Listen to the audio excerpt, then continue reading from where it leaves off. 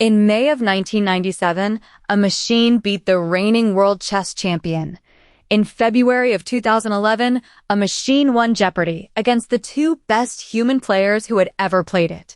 Both were front-page news. Both were described at the time as the moment the machines arrived. And here's what happened next. Deep Blue was switched off and sent to the Smithsonian. IBM's own history page puts it plainly. After the victory over Kasparov, Deep Blue was retired to the museum. The hardware was never used for anything again. And Watson? IBM put more than $4 billion into building a health business around it. In January of 2022, it sold those assets for roughly $1 billion. So both machines won the thing they were built to win, in public, decisively, and neither one became a platform that anything else was built on. That is the question for this episode. Why does winning spectacularly so often fail to compound into anything? Quick note, this is education, not advice of any kind. AI moves fast, so treat it as a map, not gospel, and go try it yourself. Quick callback, one sentence each, because this is the third episode of an argument. Episode 1, the idea arrived before any machine could test it. Episode 2, when the machine could not test an idea, the field started reading untestable as refuted. And this episode is the inverse of both. It is, and it is the expensive one. Here the machine does arrive. It gets designed on purpose, funded generously, built out of custom silicon, and it wins. And still, almost nothing carries forward. Which is a stranger failure than the first two, because you cannot blame the hardware. The hardware did exactly what it was asked to do. That is the whole point. The failure is not in the engineering. It is in what the engineering was aimed at. And the pattern turns out to be remarkably consistent across 40 years and 4 completely different systems. So here is the spine of the episode up front. When you build silicon for a problem, you get a trophy. When you build silicon for a method, you get a platform. And almost everyone in this story built for the problem. Let us start where the money actually was, because the popular version of this history skips it entirely. Before any of the famous demonstrations, expert systems were a functioning commercial industry. The flagship is a system called R1, later renamed XCON, built by John McDermott at Carnegie Mellon for Digital Equipment Corporation. Its job was configuring VAX computer orders, working out which components a customer's order actually required, and whether they would work together. Which sounds unglamorous. It sounds unglamorous, and it was enormously valuable. A misconfigured mini-computer order meant shipping the wrong parts, at DEC's expense, to a customer who is now angry. XCON ran in production for over a decade, on thousands of orders. McDermott published the technical description in the journal Artificial Intelligence in 1982. And the savings? The figure you will see repeated is around $25 million a year. I want to flag that one honestly. It is credible and it is everywhere, but it traces to the trade press of the period rather than to an audited DEC document.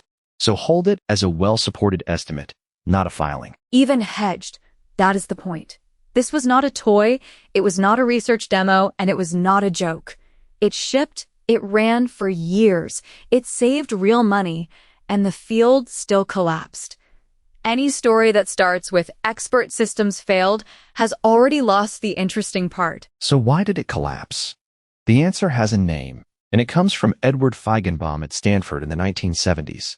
It is called the knowledge acquisition bottleneck. Unpack that. A rule-based system is exactly what it sounds like. Human experts sit with engineers and turn their expertise into explicit rules. If this, then that. The trouble is that rules are not independent. They interact. Rule number 4000 can quietly break rule number 200 in a case nobody thought to test. So the cost of adding knowledge goes up as you add knowledge. Maintenance grows faster than capability. You reach a point where the system is large enough to be valuable and large enough that nobody can safely change it. And crucially for this series, more computing power does not help. A faster machine does not write rules. So this was a method that could not absorb hardware progress, which means hardware progress could not rescue it. And there is a second case here that I think is the sharpest in the episode because the popular version has it backwards. Mike. Mycin was a Stanford system for diagnosing bacterial infections and recommending antibiotics. When it was formally evaluated against human physicians, it performed at or above them. And it was never deployed. Never deployed clinically. And not because it did not work. It worked. The barriers were liability, integration into hospital workflow, and professional acceptance. Who is responsible when the program is wrong? How does it fit into how doctors actually work? Nobody had good answers. Which is a genuinely uncomfortable finding. The thing that stopped it was not technical at all. Now, if your industry runs on symbolic AI, and symbolic AI is written in Lisp, there is an obvious next move. Build a computer that is exceptionally good at running Lisp. And several companies did exactly that. Symbolics, Lisp machines, incorporated Texas Instruments with the Explorer, Xerox with InterLisp D. These were real, serious machines, and I want to be careful not to sneer at them because the engineering was genuinely good. What did you actually get for the money? Tagged architecture. The hardware itself understood data types, so type checking happened in silicon instead of costing you instructions. Hardware assistance for garbage collection, which is the thing that makes Lisp slow on a conventional machine. These were not marketing features.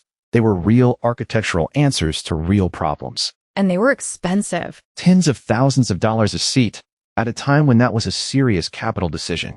And they were, by most accounts, the finest programming environments anyone had ever used.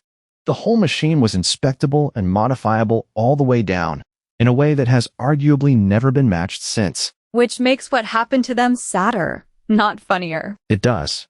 But here's why this segment matters to the argument. Deep Blue at least specialized to a problem. A Lisp machine specialized to a programming language, which really means it's specialized to a school of thought. It is silicon built on the assumption that one intellectual approach to intelligence is the correct one. Which is a much bigger bet than it looks. You are not betting that chess matters. You are betting that this is how minds work. And you are pouring that bet into fabrication masks, which are the least revisable thing humans make. And in 1982, an entire country made that bet at national scale. Japan launched the 5th generation computer systems project, run through a new institute called ICOT. It ran for 10 years, to 1992. What was the goal? Computers built around logic programming and massively parallel inference. Machines whose native operation was not arithmetic but reasoning, drawing conclusions from facts and rules in parallel at enormous scale. They built prototype hardware called parallel inference machines and a concurrent logic language called KL1. And the budget? 54 billion yen. You will see that converted to various dollar figures depending on which exchange rate and which year someone picked, so I would rather just give you the yen and let it stand. And the framing matters here. This was not a research grant. This was Japan's largest civilian computing investment, at a moment when Japanese manufacturing was frightening every industrial economy on Earth. It was an industrial bet on what the future of computing was going to be. And the bet was symbolic, logical, and parallel. And this is where I want to push back on the standard verdict, because the standard verdict is that the 5th generation project failed completely. And that is not true. It is not. It produced KL1, a genuinely novel concurrent logic language. It built working parallel inference machines, and it trained an entire generation of Japanese computer scientists in parallel programming, who then went and did other things with that. So what did fail? The commercial goal, entirely. No 5th generation computer ever shipped as a product, and Japan did not become the world leader in AI hardware. But the deeper failure is the interesting one, and it is a single sentence. They bet that inference was the bottleneck. They built machines that could draw logical conclusions at enormous speed, on the assumption that if you could just reason fast enough, intelligence would follow. And it was not the bottleneck. It was not even close. The bottleneck was representation. How you get the knowledge into the machine in the first place, which is the same wall XCon hit. Building a faster inference engine does not help if the hard part is that a human has to type in the facts. And the rest of the world responded, which is the part people forget. The United States assembled the Microelectronics and Computer Technology Corporation, a consortium of competing companies, which required an antitrust carve-out to even exist. Britain launched the Alvey program. DARPA started the Strategic Computing Initiative. So 3 of the largest research economies in the world all moved in the same direction at the same time. All of them, essentially simultaneously, and all of them toward roughly the same idea. And I want to sit on this for a second, because it is the most useful thing in the episode for thinking about right now. Every one of those institutions was staffed by serious people. They read the same literature, they saw the same demonstrations, they reached the same conclusion. And they were wrong. Which gives us the line worth remembering. Consensus is not evidence. When everyone specializes toward the same idea at the same time, that feels like confirmation. It is not. It is correlation between people who read the same papers. And notice what the money did to the argument. Once 3 governments have committed budgets, careers, and institutions to symbolic AI, the field acquires a very large number of people whose salaries depend on it being the right answer. Which is not corruption. It is just that funding creates its own gravity. Dissent gets more expensive precisely at the moment it becomes most useful. So, how did it end? Not with a refutation. Nobody proved symbolic AI wrong. No, it ended on price. Through the mid-1980s, general-purpose workstations kept getting faster.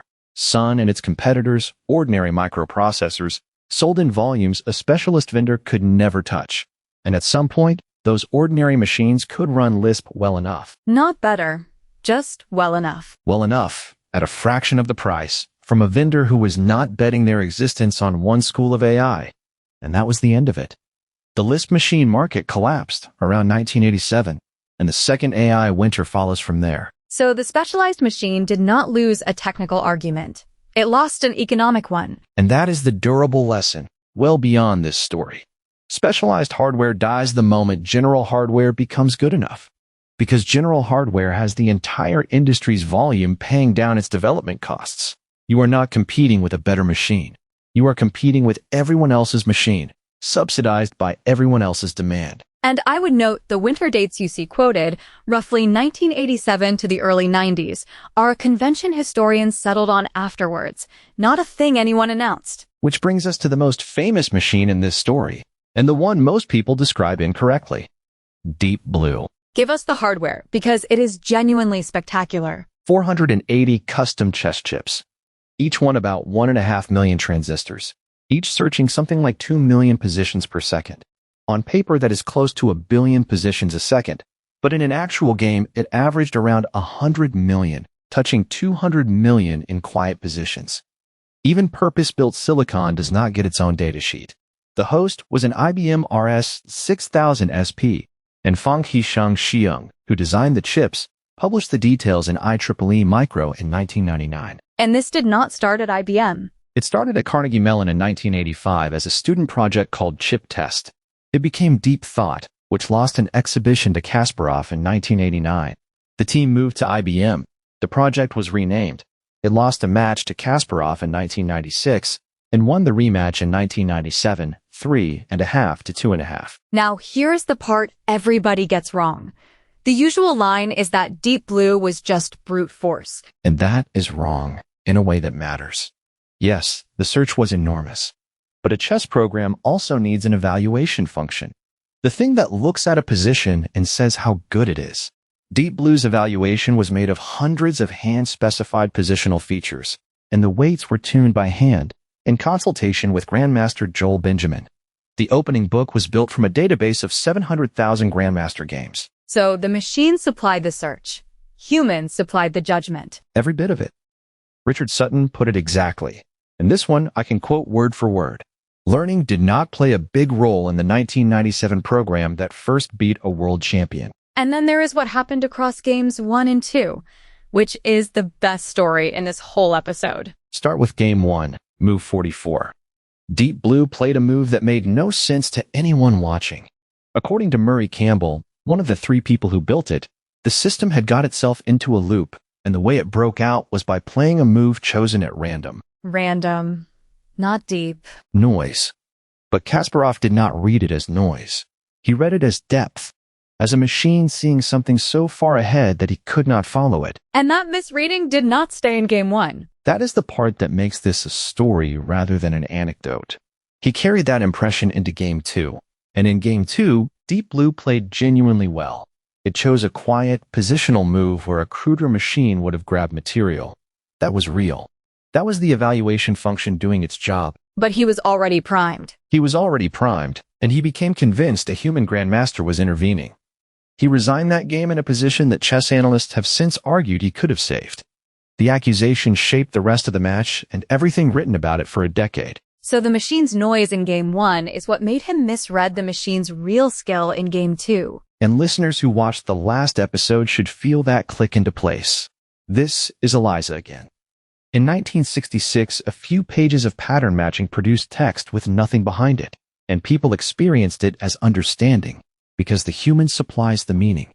30 years later, a random move produced a position with nothing behind it, and the finest chess mind alive supplied the meaning, and then kept supplying it, to a machine that had started playing well for real. Same phenomenon, much higher stakes. And when it was over, they switched it off and sent it to the Smithsonian. 14 years later, IBM did it again, in a different domain, and the shape of the story is almost identical. Watson, on Jeopardy, in 2011. The hardware, 90 IBM Power 750 servers, in 10 racks, 2,880 Power 7 cores, 16 terabytes of memory. The details are in the Deep QA paper by David Ferrucci and colleagues in AI Magazine. And one detail that people are consistently surprised by. It was not connected to the internet during play. Everything it knew was preloaded. It was not searching the web. It was searching a fixed corpus it already had in memory. And architecturally, what was it doing? Generating a very large number of candidate answers and then scoring them many different ways at once, and combining those scores into a confidence. It is an ensemble of scores, and that is genuinely impressive engineering. Pipeline natural language processing that worked at that speed and accuracy in 2011 was ahead of its time. But it is not general understanding. It is not, and the commercial arc is where that bill came due. IBM took Watson into healthcare. MD Anderson spent something like $62 million before that project was wound down around 2016 to 2017. IBM invested more than $4 billion building the Watson Health business and sold those assets in January of 2022 for roughly $1 billion. And to be fair about why, because Watson was a fraud, is a cheap read, and I do not think it is right. It is not right. The engineering was real. The failure was threefold. The claim was oversold well beyond what the system did.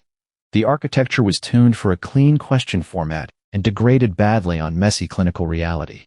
And a lot of the training material was curated or synthetic rather than real patient records.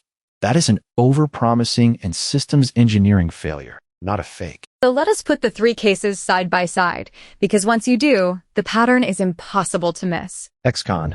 The rule engine was general. The 4,000 rules about VAX components were not. Deep Blue. The search was general. The hand-tuned chess evaluation was not. Watson. The scoring pipeline was general. The domain-specific scorers were not. In every single case, the same split. The same split. The search generalized. The evaluation did not. And the evaluation, the judgment about what counts as good, was in every case supplied by humans, by hand, for one domain. And I think it is worth being concrete about what that costs, because did not generalize sounds abstract until you price it. Then price it. To move XCon from configuring VAX orders to configuring anything else, you do not adjust it. You go and find experts in the new domain, sit with them for months or years, and write thousands of new rules. To move Deep Blue from chess to any other game, the 480 chips are worthless. They implement chess move generation in silicon, and Joel Benjamin cannot help you because his expertise is chess. And Watson. Watson had to have its scores rebuilt for medicine, and that is precisely where it came apart. The pipeline came over. The judgment did not. So the fixed cost never falls. Every new domain pays full price again. Which gives us a much more precise definition of the phrase in the title. Failed to generalize does not mean these machines were fake, and it does not mean they were stupid. It means the expensive part was handmade, and handmade things do not port. Every new domain meant starting the expensive part over from zero. That is not a platform. That is a series of monuments. And then, in March of 2016, the split breaks. AlphaGo against Lee Sedol. Architecturally, there's a policy network suggesting which moves are worth considering, a value network estimating who is winning, and Monte Carlo tree search exploring from there. The Nature paper from January 2016 has the details. Before you go on, there is a correction worth making here, because this one is everywhere. People cite the famous Nature paper's hardware, 1,200 processors, 176 GPUs, as what Lee Sedol played against. It was not. That paper describes an earlier version, the one that beat Fan Hui in 2015. The machine Lee Sedol faced was a different build, and DeepMind's own later paper says exactly what it ran on: 48 TPUs.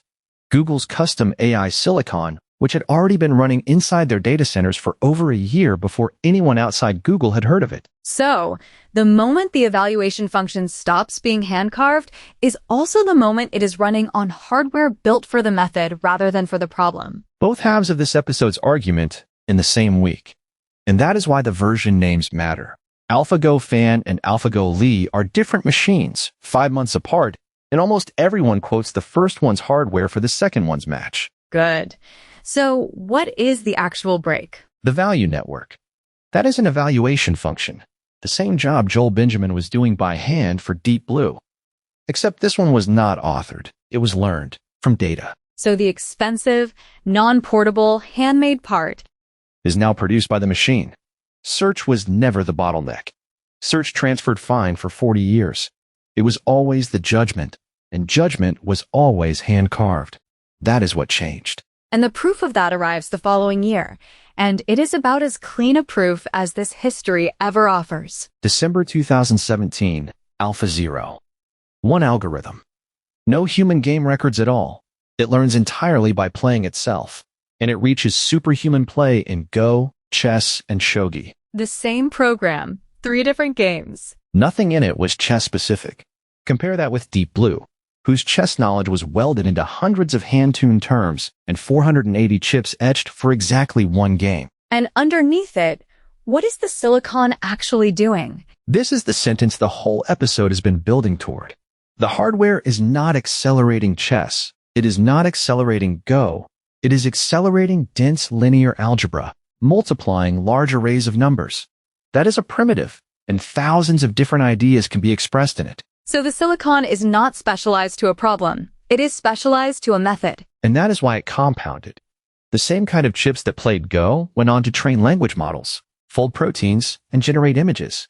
Nobody re-etched anything. And I want to make the contrast exact, because it is the cleanest test in the episode. Deep Blue's silicon could do one thing: generate and evaluate chess moves. If you handed those 480 chips to someone working on protein folding, there is nothing for them to use. The chips encode chess. Whereas a matrix multiplier does not know what it is multiplying. That indifference is the entire point. The hardware is deliberately ignorant of the problem, and that ignorance is what lets 10,000 unrelated ideas share it. So the lesson is almost the opposite of engineering instinct. The more you tailor the machine to what you are doing today, the less it is worth tomorrow. So the rule, stated once, cleanly. Build silicon for a reusable primitive, and it compounds. Build silicon for a trophy, and it retires with the trophy. Sutton's formulation, and this one is verbatim. The biggest lesson that can be read from 70 years of AI research is that general methods that leverage computation are ultimately the most effective, and by a large margin. And now the honest part, because I think this episode would be dishonest without it. Go on. That rule is enormously clearer now than it was then. In 1985, symbolic AI was the reusable method. As far as almost anyone could tell, it had the theory, it had the products, it had the revenue. Japan bet a decade on it. The United States and Britain built institutions around it. These were not fools. Nobody in that story was being stupid. They were choosing the most general method they could see.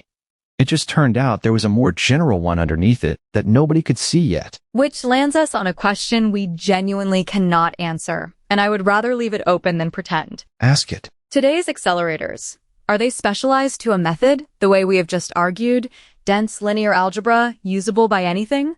Or have they been quietly specializing to a single architecture, the transformer, the way Lisp machines specialize to one school of thought? And we will not know for years. But I can tell you exactly what to watch, and these are the tells. First, when a genuinely non-transformer architecture shows up and does something interesting, does it run well on the hardware we already have? Or does it need new hardware? Second, how much of the speed up in each new chip generation comes from features that only help one kind of model versus features that help any dense arithmetic? And third, watch who is buying. When the buyers are a handful of labs training one architecture, the hardware bends toward that architecture. If the next big idea inherits this hardware, we specialize to a method. If it needs its own silicon, we built Lisp machines with better marketing. And I want to name the uncomfortable part of asking that question, because it is the same position everyone in this episode was in. We are asking it from inside the era. Japan's planners in 1982 were not being careless. They were making exactly this judgment call, with exactly this much information about the most general method they could see. Which means we should hold our answer about as loosely as we would want them to have held theirs. And on that note, next episode is where the hardware itself hits a wall. The chip failure that unexpectedly opened the door to deep learning. That's a wrap. If this made AI a little clearer, hit subscribe. It helps more curious people find the show. See you next time.